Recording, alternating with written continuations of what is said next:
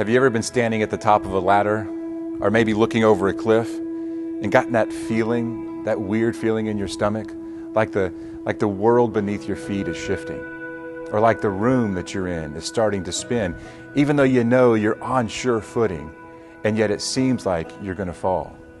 That dizzy sort of feeling, almost a vertigo. Well, that's what faith feels like sometimes. You know, we feel like we're on solid ground. We have maybe some intellectual clarity about the things that we know to be true about God.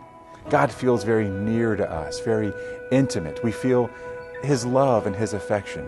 And then something happens, either an intellectual problem that you can't quite get your head around, or the experience of tragedy or suffering.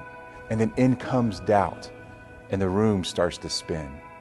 But we're afraid of this. We don't want to admit that we all struggle with this. It's almost like you're not being spiritual if you struggle with doubt or if you acknowledge your doubt. But think about it. We believe some crazy things. We believe that Jesus is actually God. We believe that Jesus was raised from the dead. Really?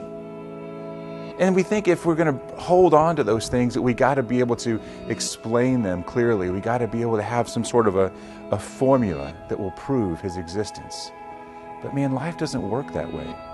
Think about the things in your life that you know are true. If you're married or you have children and you have someone that you're absolutely in love with, try explaining that love to someone else without resorting to the language of poetry and mystery. It's impossible. You can't. You get to the point where you say, if you haven't been in love, you're just not going to understand it. So why do we think that our relationship with God is any different?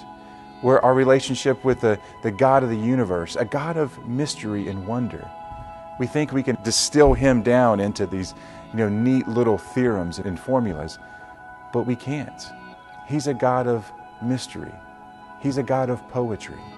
And there's a sense in which we have to be comfortable with that mystery. You see, faith is not a crutch for the weak.